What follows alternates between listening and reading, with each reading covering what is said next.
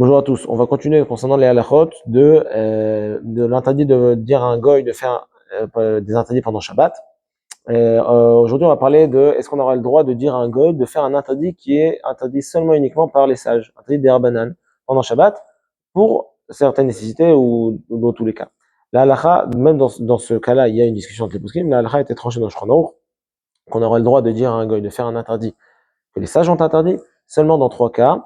Le premier cas, c'est lorsqu'il y a une grande souffrance à une certaine personne en question et qu'on a besoin de faire quelque chose qui est interdit pour le Shabbat. Si l'interdit est interdit par les sages, on a le droit de dire à un goy de le faire. Deuxième cas, ce serait lorsqu'il y a une grande utilité à cela. Et je vais donner des exemples tout de suite. Lorsqu'il y a une grande utilité à cela, effectivement, ce serait permis. Un premier exemple qu'il pourrait avoir, c'est quelqu'un qui se trouve devant un immeuble, et c'est peut être très fréquent, que ce soit en France ou que ce soit en route de manière générale, il se retrouve devant un immeuble et il attend pendant une demi-heure, trois quarts d'heure, peut-être même plus, qu'on lui ouvre la porte. Et on ne lui ouvre pas la porte. Il y a un code bien évidemment digital qui lui empêche de pouvoir ouvrir la porte. Si maintenant dans ce cas-là, on se retrouve à une demi-heure dehors, on voit sans que personne nous ouvre, on parle effectivement dans un cas où il y a une très grande nécessité à pouvoir rentrer dans l'immeuble. À ce moment-là, on pourra dire, prendre un goy, lui dire explicitement de pouvoir nous faire le code. Pourquoi? Parce que le fait de faire un code digital, une norme digitale, l'interdit n'est que interdit par les sages et non pas par la Torah. De dire à un goy qui fasse cet interdit-là, lorsqu'il y a une grande utilité, lorsqu'on parle dans un cas, il y a une grande utilité comme le cas que j'ai donné, ce sera effectivement permis de le faire.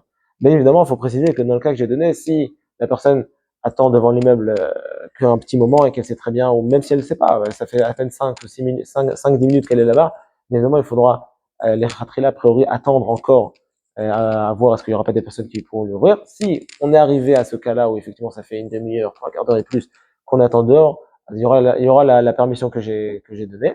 Et le dernier cas que le Shulchan Aruch permet de dire à un goy de faire un interdit d'arbanan, c'est dans le cadre de l'accomplissement d'une mitzvah.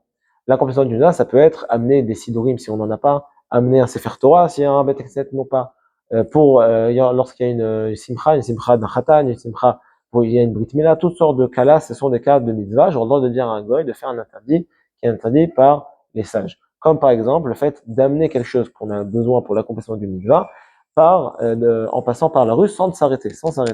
Si on l'amène d'une certaine maison à un autre endroit sans s'arrêter, à ce moment-là, c'est interdit qui est midarbanan et on pourra demander à un goy de le faire.